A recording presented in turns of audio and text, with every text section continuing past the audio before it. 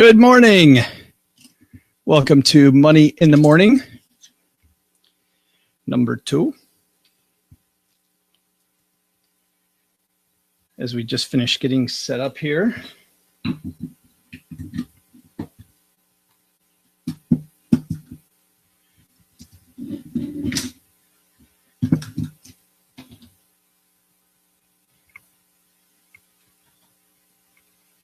I have a trip coming up. Oh, Lori, you missed the last one. It went great.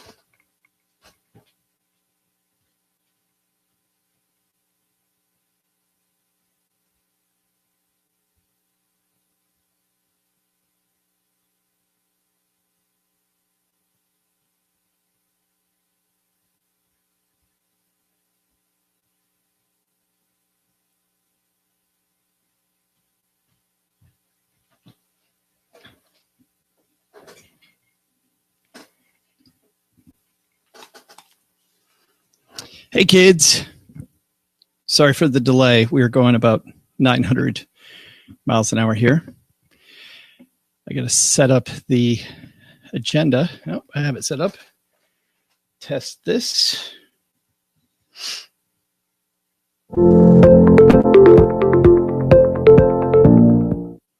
Got that. Hey, Sophia. All right. Get one more of these going. And actually, I've got one. I have just a slight delay. I'll be right back.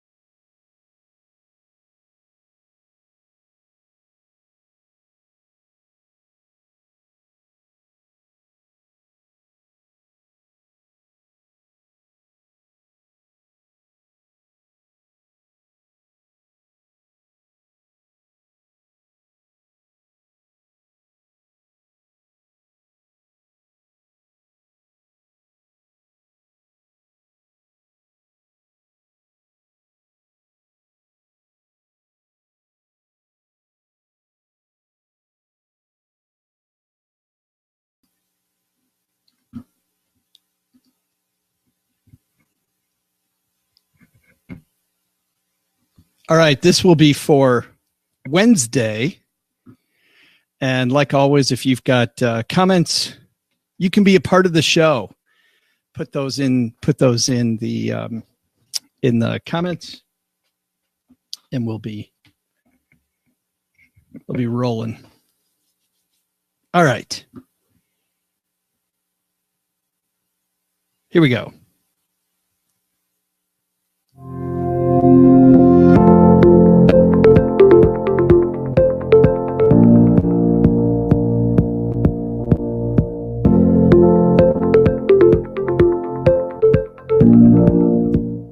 Oh, tired of those podcasts that just kind of read you financial blogs? Guess what? Welcome to Money in the Morning, the place where we not only take 2 financial headlines, but we also comment on them. That's 5 days a week here at Money in the Morning. Plus, we have a big idea to finish off each show. I know, exciting, isn't it? All that and more on today and every day's Money in the Morning. Money in the Morning is brought to you by M1 Finance, the number 1 finance. You know, why not press the easy button with your portfolio? You can have roboadvisor, but then if you decide you want more than robo, you know what you can do? You can just have 2 different pies, they call them at M1 Finance. It's always free, always flexible. M1 Finance, get invested. And the way to go so that as Mom says, you can tell them we sent you. stackingbenjamins.com/M, the number one finance. All right. You've got places to go. We've got headlines. Let's get this party started, shall we? Hello, darlings. And now it's time for your favorite part of the show, our Stacking Benjamin's headlines. Let's start today's show with a little clickbait, shall we? And this was very, very clickbaity, written by Alessandra Melito. Want to make millennials mad? Talk about saving for retirement. Bam! Says 30-somethings on Twitter were mad about my retirement story. Here's why. Saving for retirement is an extremely sensitive subject with people in their 30s. Just look at the response to my article on the matter. Twitter blew up after market. And by the way, blew up means in the personal finance world that like 6 people probably wrote about it, right? Because for us, that's blow up. Like if Kanye West writes something and less than 1.5 million people comment on it, it didn't blow up. But for me, 6 people comment on something that Average Joe Money wrote. Holy cow, it's big. But anyway, so just realize blowups are in degrees, and personal finance blowups might be a little smaller than Kanye's. Anyway, let's continue. Twitter blew up after MarketWatch tweeted about the piece where I cite a Fidelity Investments report that suggests 35-year-olds should have twice their salary saved. Even the Huffington Post, BuzzFeed, and Business Insider wrote about the backlash. Of the thousands of reactions, okay, that might be more than 6, many made jokes, but most others were defensive and angry. They talked of crippling student loan debt, having low or no income, and blamed the gender wage gap. And then there's a bunch of people whining, I guess is a decent term, on Twitter. The response highlighted just how anxious people feel about their financial responsibilities and the obstacles that outweigh saving for retirement.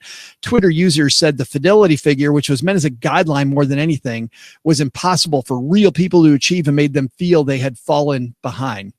You know what? Let's dig into this. You can read the rest of this yourself. I'll post it to my Twitter feed at Average Joe Money. It's okay to feel behind. If you don't have double your salary saved by the time you're in your mid-30s, guess what? You probably are behind. I was a guy that was behind. OG will tell you he was a guy that was behind. You can make up ground. You can't go back and take back what already happened, but you can make the future better than the past. Just because you've been something in the past doesn't mean you have to be that tomorrow. And you know what? You can whine all day about your crippling student loan debt, about the wage gap, all this stuff. And you know what? Probably most of it's true. It probably is true. But if you're going to waste your time using that as an excuse versus figuring out how to get over those hurdles, you're wasting time. And by the way, the big thing when it comes to this whole deal about saving for retirement, the big thing about saving for retirement, if you're anybody, is using compound interest. Because if you are lazy, and I'm lazy as the next guy, I like doing things the easy way, right? We talked about M1 Finance earlier and doing things the easy way with them. If I can do something very easily, I'm going to do it that way.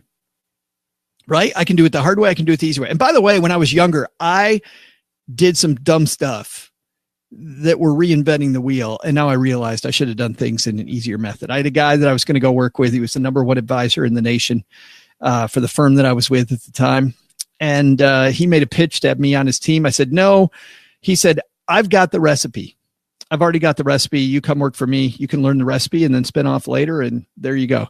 I said, no, I think learning how this all works is half the fun. I should have gone and worked for him.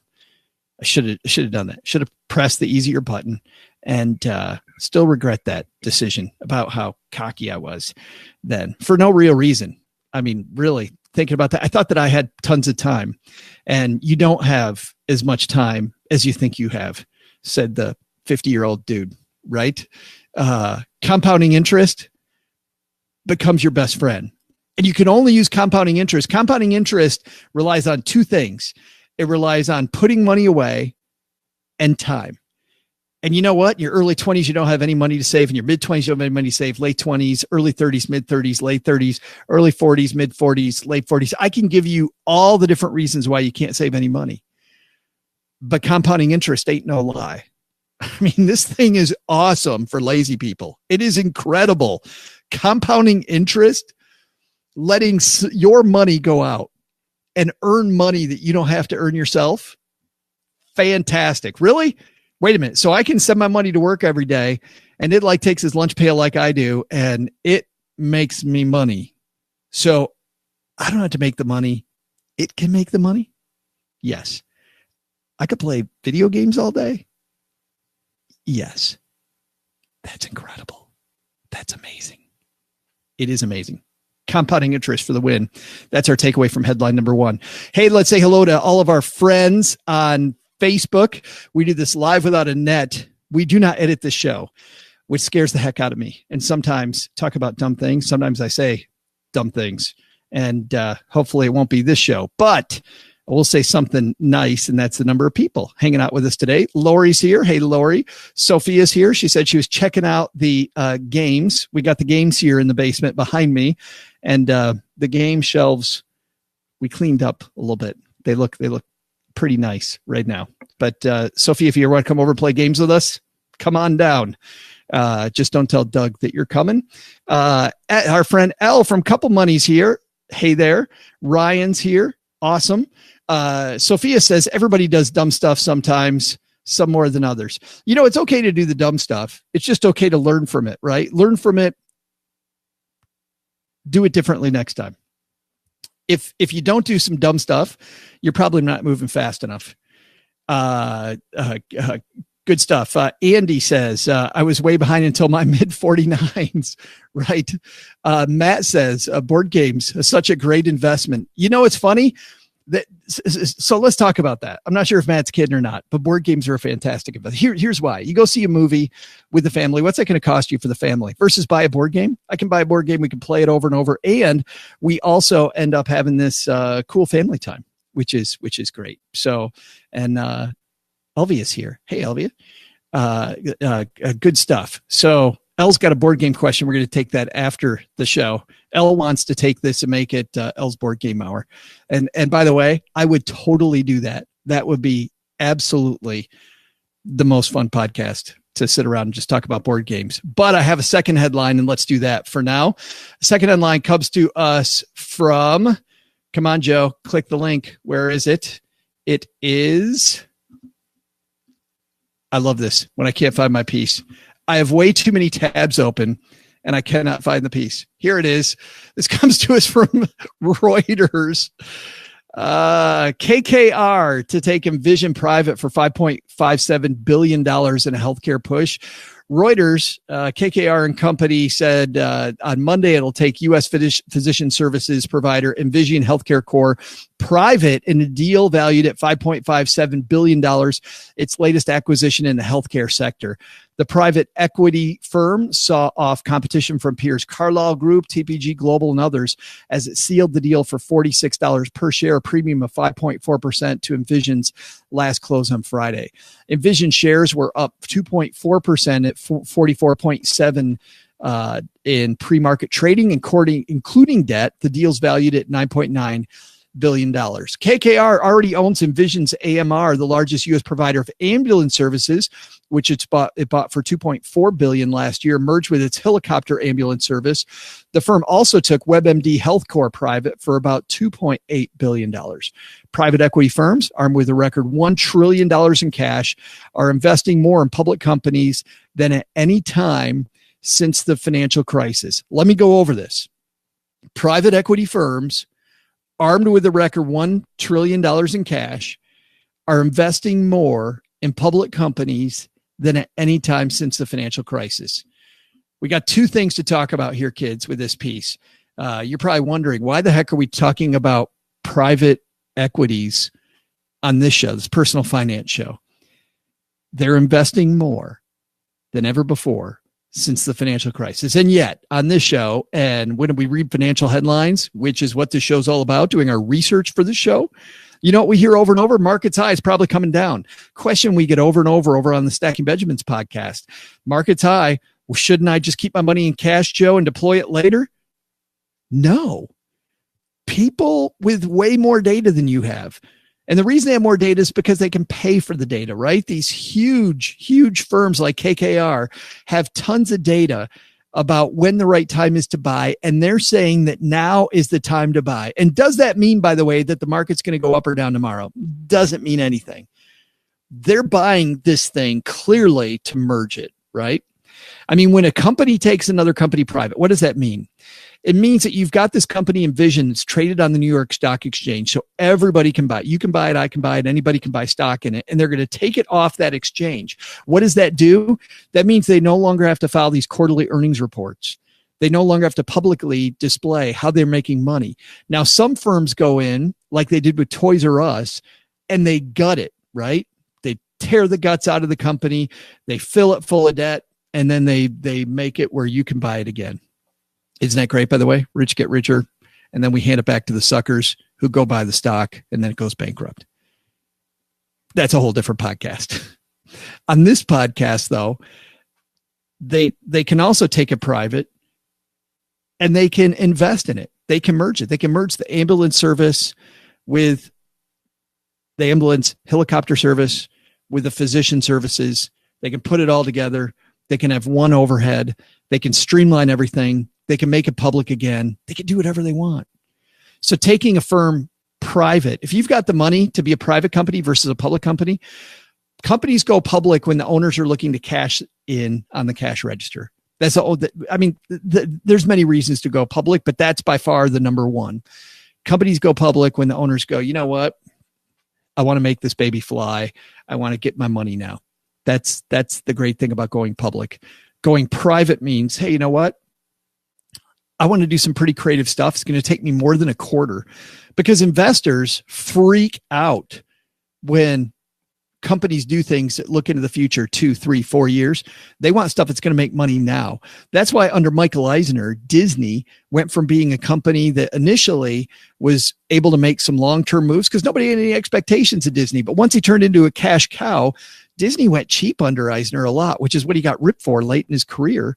He got ripped because he went cheap so many times just because he was worried about the next quarter and not worried about the big picture. Going private allows companies to worry about the big picture. But the big thing I wanted to point out was that everybody's asking us about whether I should wait and buy. Companies armed with $1 trillion in cash are buying at a quicker rate than they have before. I think that tells you everything. It's a great time to invest. It's a fantastic time to invest. Just don't look quarter by quarter with your investments. All right, let's say hello again to our friends on Facebook. We're having a great board game discussion. Everybody on Facebook today has discovered the board games here in the basement, which I absolutely love. We were talking earlier about Matt saying board games being a good investment. Matt says he wasn't kidding at all. They stop you from spending money and you have great times with friends. Absolutely. You can play the same board game over and over and over and over. You look at some of these games on our shelf, this game Tin Goose, which we got recently. I've probably played that 7-8 times with friends, and it was a $60 investment. People go, $60 for a board game at Target. I get them for $20. Okay, I'm not buying that game. I'm buying games that I think are pretty darn fun, might cost a little more, but $60 to pay it how many times versus a trip to the movie theater with those same 4 people? Great, fantastic investment. And then Sophia says that she loves board games, just started with Lorenzo Il Magnifico. Yes, do board game hour. We will do that sometime, Sophia. Actually, on the Stacking Benjamin show, if you go listen to the Friday after Thanksgiving, the day after Thanksgiving show, we do a board game episode every single year. So we have maybe 6 of them so far that you can go back and listen to. L, talking about smart moves versus dumb moves. Our friend L Martinez from Couple Money says, smart move, investing during my early 20s. Dumb move, cashing it out instead of moving that over to an IRA. How many people have done that? Isn't it the number of people that have cashed in IRAs? And you know what the number one reason is, by the way, people cash in IRAs? To put a down payment on a car. Number one reason. No joke. And what's funny about that is not only do you put down money as a down payment implies what? You also have a car loan. So you took a big penalty out by removing money from your IRA. You got a penalty, you don't have compounding interest, and you have a car payment now. So it's tough. Tough stuff there. Yeah. Great life lesson though, wasn't it, El? Fantastic. All right. Those are our two headlines. In just a second, we're going to put these two headlines together and make a big idea out of the two. What's that going to be? We'll have that in just a second. But first, got to say a big thank you to everybody who used our link, stackingbenjamins.com/M1 Finance when they went to M1 Finance. What do I like about M1 Finance? Believe it or not, the thing I like the least is that it's free, because frankly, the whole fee thing is overrated. But talking to Brian Barnes at M1 Finance, when they made it free, they finally started getting some of the attention they deserved for a while, because they were a sponsor of the Stacking Benjamins program way before they went to free. And we're so excited about seeing all of the innovation going on there. So whether you have an IRA, Roth IRA, talk about rolling stuff over, you've got an old 401k and you roll it over to M1 Finance, you can do several things. You could set it up the way that you want. You can make it your own robo-advisor by choosing one of their pre-arranged portfolios.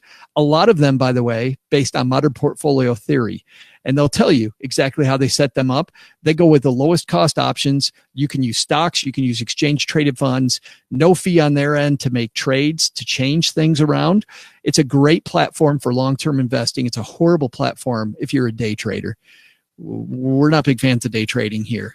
That's a whole different show too. But if you're an investor, everything from robo to do it yourself, all in the same portfolio, by the way. I can have 3/4 of my money, let's say.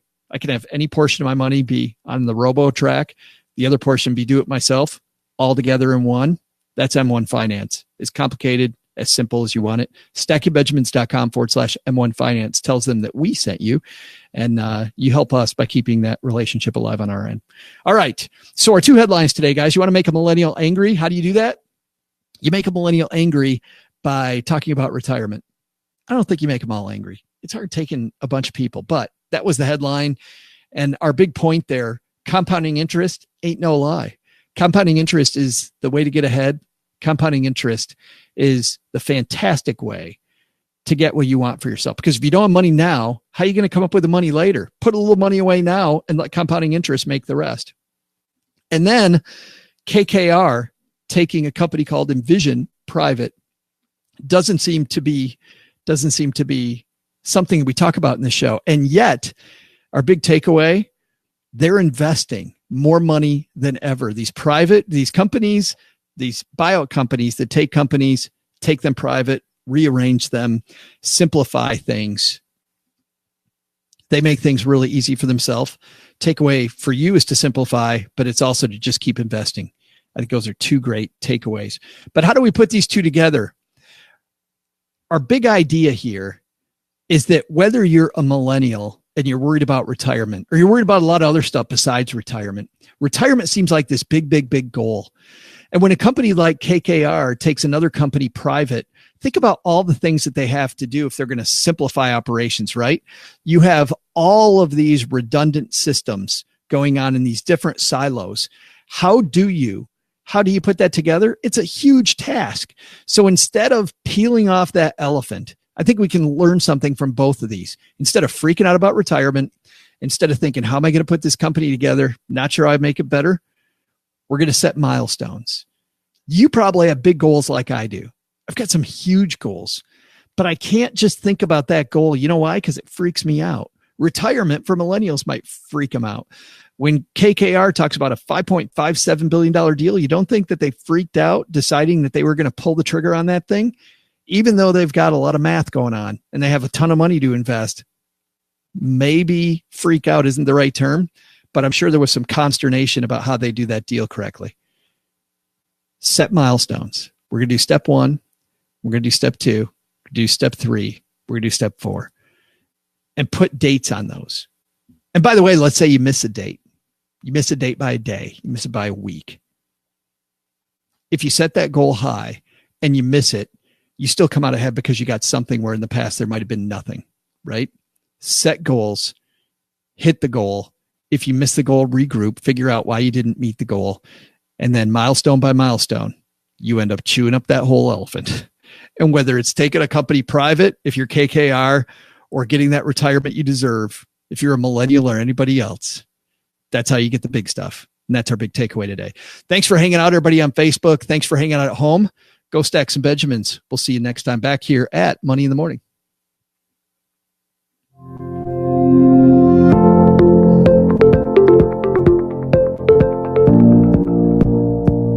Money in the Morning is created by Joe Saul-Sehy and is brought to our channels by our producer and engineer, Richie Rutter-Reese. Stacking Benjamins and Money in the Morning are for entertainment purposes. Before making moves, consult with your financial advisor. Looking for training sessions? Kathleen Selemans has a great suite of Stacking Benjamins tools, so head on over to learn.stackingbenjamins.com. Hoping to chat with us on the web? Say hello to Shannon Cowan, our social media guru and community manager in our Facebook group. She can be found at stackingbenjamins.com/basement. From the basement, I'm Joe's mom's neighbor, Doug. See you tomorrow.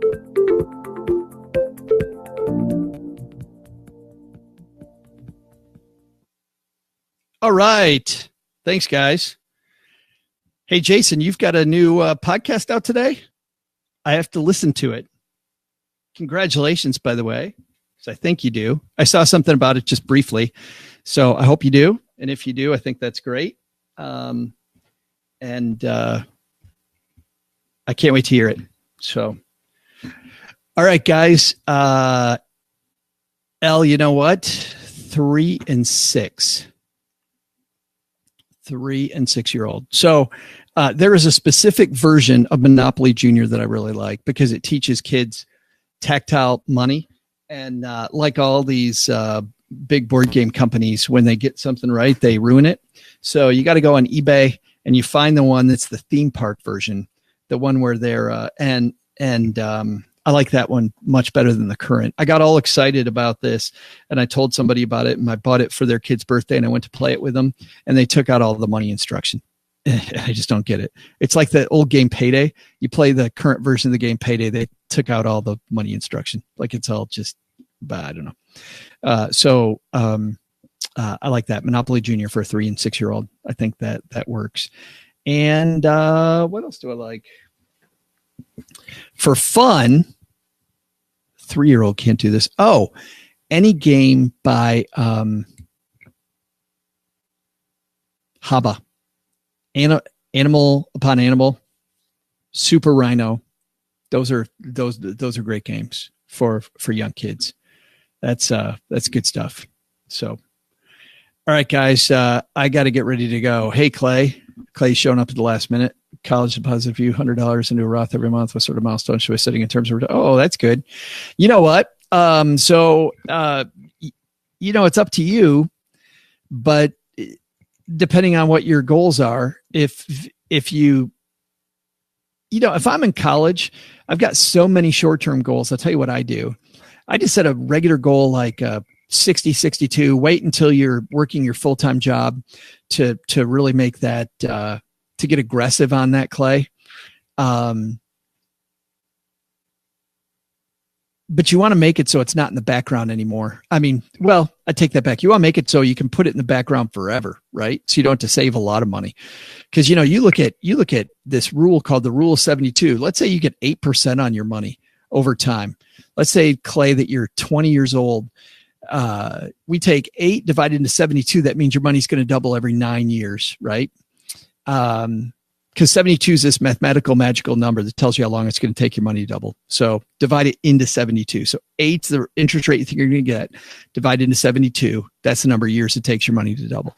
You can also work that backwards. I got X number of years to the goal, 72, whatever. So, but every 9 years. So at 8% every 9 years, let's say you're 20, your money's going to double when you're 29, when you're 38, when you're 47, when you're 56, and when you're 65. So if you set it 65, that's going to double 5 times. Let's say you're able to put away $4,000 this summer while you're working, right? So that's not $4,000. If you put it in a Roth IRA, it's 8,000, 16,000, 32,000, 64,000. That's $128,000 that you saved. $128,000 that you don't have to save. I love that. So that's what I do. I would I would just start saving directionally. Once you find out more about what your more permanent income stream is going to be, you can set real, set dollars there. So that's what I do. That far away of being directional is fine. If you're just looking for a home for money. Now realize any money you put in there, you want to leave it there. I mean, look at Elle, who's a great podcaster about money. Couple Money podcast, Elle talking about taking her money out of the IRA. I know lots of smart people that do that. You get to your late 20s, you're like, hey, I need to take this money out. You disrupt that compounding interest, you got to leave it. So that's that. All right. I got to get out of here. We have a team meeting. So good talking to you guys. Bye-bye.